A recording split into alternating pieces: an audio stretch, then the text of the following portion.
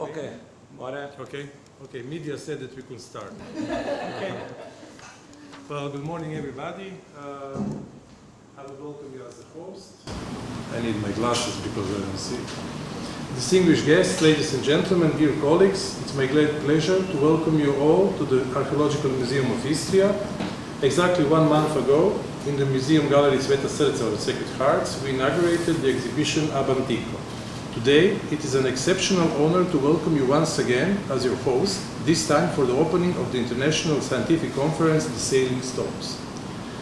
This conference marks another crucial, concluding milestone of the major European projects FARE, Adri Cont Arch and Erz Adri Arch Pool, led by the esteemed Professor Dr. Jasenka Gudel from Ca' Foscari, University of Venice.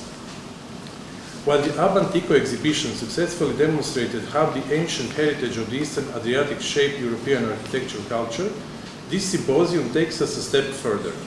It dives into the very foundation of that architecture, into the stone that sails, travels, and connects distant shores. Pula and Istria serve as the perfect setting for this dialogue.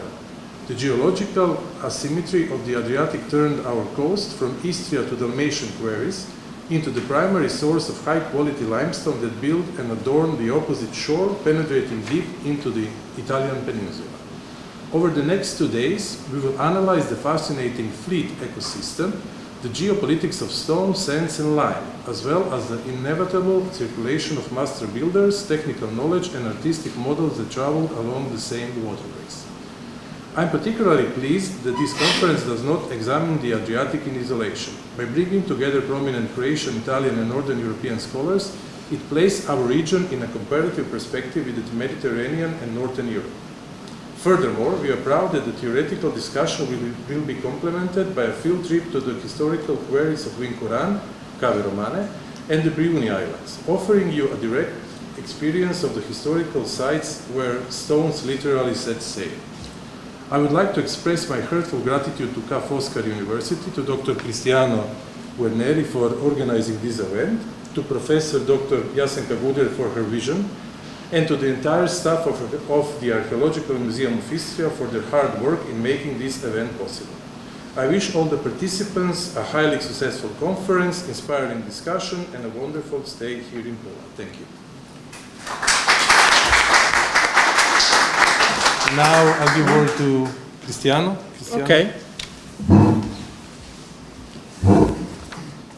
Okay, let me introduce a bit the conference, but Darko Komčon, the director of the Archaeological Museum, already anticipated some topics.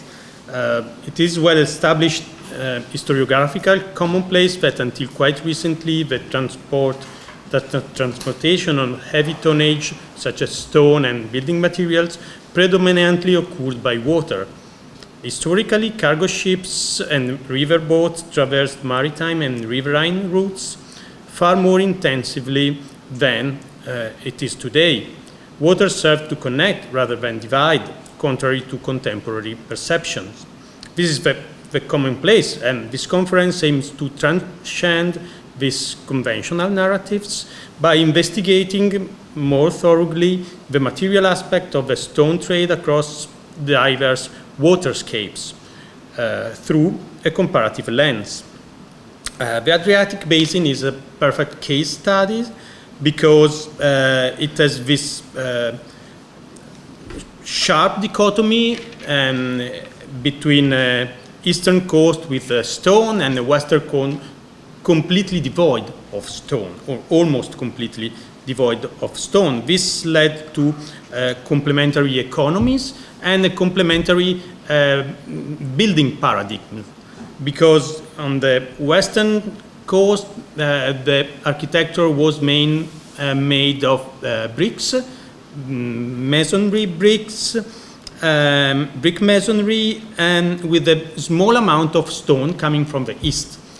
And vice versa, the eastern architecture was predominantly made of stone with a small quantity of terracotta products coming from the west. I mean roof tiles, floor tiles, and this type of material. So the two building paradigms were different, but perfectly complementary.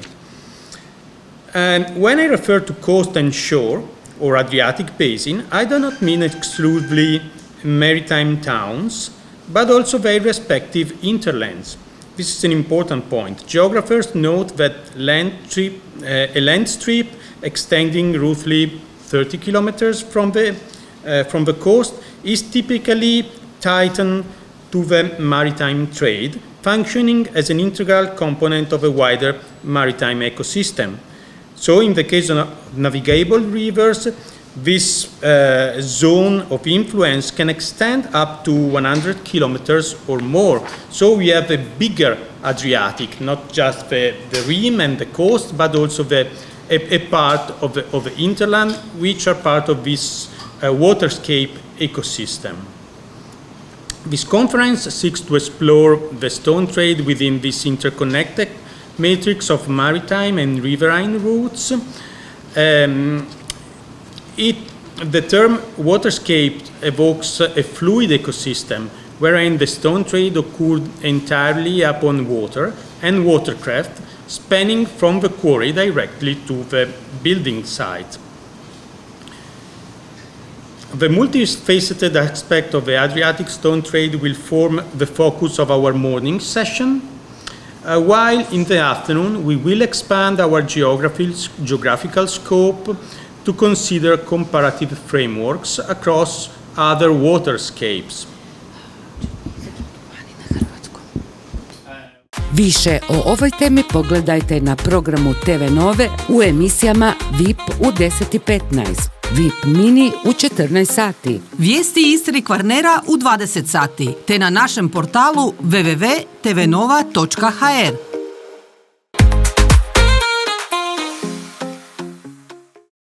Jučer je zasjedala Županijska skupština u Pazinu sa 25 točaka dnevnog reda. I ovoga puta bilo je riječi o radu Županijskog centra za gospodarenje otpadom Kaštijun, odakle se, pogotovo u ljetnim mjesecima, šire neugodni mirisi na što se već godinama žale okolni mještani. Vijećnici Slaven Boljun iz Možemo i Viktor Lazarić iz IDS-a govorili su o Kaštijunu i neugodnim mirisima, na što je župan Miletić iznova kazao da bez suradnje neće biti rješenja. Naš centar za gospodarenje otpadom Kaštijun je počeo sa radom 2018. godine, dakle on je u funkciji 8 godina. I ja se s vama apsolutno slažem i razumijem interes i vijećnika i interes javnosti. Možda sam vam dosadan, ali ne vidim brzo rješenje ukoliko se ne dogodi iskrena suradnja između jedinica lokalne samouprave koji su osnivači komunalnih društava koji prikupljaju otpad i samog centra Kaštijun. Sve drugo će trajati puno dulje. Jer znate i sami, kada bi se išlo u izgradnju bilo kojeg novog objekta koji bi se bavio oporabom ostatnog dijela otpada ili SRF-a ili nekih drugih dijelova otpada, zelenog otpada, komine, ostataka mulja u pročistačima, znamo da to iziskuje vrijeme pripreme, vrijeme realizacije kako bi moglo funkcionirati. Tu pričamo o nekom srednjoročnom razdoblju, jer je potrebno izmijeniti prostorne planove županije, gradova i općina i provesti sve procedure, projektirati javne nabave, osigurati financije. Dakle, to je neko srednjoročno rješenje. Ja se s vama slažem. Ako me pitate da li je bilo razmatranja, da, bilo je razmatranja od strane HEP-a, razgovaralo se o termoelektrani Plomin 1 kao moguće mjesto gdje bi se oporabilo onaj energetski dio otpada koji je moguće prihvatiti. Mislim da od toga HEP odustao. Da smo o tome razgovarali više puta sa gradovima i općinama, jesmo, jer županija nije ta koja će nekoj sredini nametati neko rješenje. Dakle, tu je potrebna privola i suradnja jedinice lokalne uprave i samouprave i same županije. Dakle, mi za suradnju jesmo otvoreni, ali kad govorimo o planu gospodarenja otpadom, na drugi upućeni poziv do sada pročelniče 14 jedinica odgovorilo, a znamo da imamo 41. Tako da razumijem vaše pitanje, razumijem i skepsu ljudi, jer i Centar za gospodarenje otpadom koji je kod nas u Istri i Marišćini i sad se otvaraju u drugim dijelovima Hrvatske, njih ima 400-tinjak u Europi, neke sam i osobno obišao i niti jedan nije smrdio. Tako da taj bonus povjerenja smo nažalost negativno iskoristili. Povjerenja, jer takav centar ne bi trebao smrditi. Ali on neće smrditi u onom trenutku kada komunalna društva koje prikupljaju otpad, umiješani komunalni otpad ne uvrste 60% hrane, nema preko 60% tekućine u samom kamionu, jer onda ovaj centar to u vremenu koje je predviđeno za, dakle, mehaničko, biološku razgradnju otpada ne može obraditi. Taj centar sad funkcionira kad nije preopterećen, kad nije preko 390 tona dnevno, zadovoljava standarde, brojne inspekcije su bile tamo, dakle, tehnologija kao takva od svih instanci je potvrđena kao u redu tehnologija, ali je potrebno promijeniti neke navike i ne može Kaštijun progutati sve ostatke hrane koje proizvođači tog otpada, a to su pretežito ugostiteljski objekti, restorani gdje se hrana konzumira, odlažu u miješani komunalni otpad. Među točkama dnevnog reda bili su i godišnji izvještaj o izvršenju proračuna za 2025. te druge izmjene i dopune proračuna za 2026. godinu. Predloženi rebalans proračuna tehničke prirode i prvenstveno se odnosi na osiguravanje sredstava za rad novog upravnog odjela za kapitalne investicije i stambenu politiku, osnovanog temeljem nove odluke o ustrojstvu i djelokrugu upravnih tijela Istarske županije, koju je Skupština jednoglasno usvojila. Riječ je o upravnom odjelu koji će imati važnu ulogu u provedbi jednog od ključnih razvojnih prioriteta Istarske županije. Naime, osnivanjem novog upravnog odjela Istarska županija dodatno jača svoje kapacitete za realizaciju kapitalnih investicija i provedbu mjera priuštivog stanovanja. Cilj je ubrzati realizaciju razvojnih projekata te mladim obiteljima i deficitarnim kadrovima olakšati rješavanje stambenog pitanja.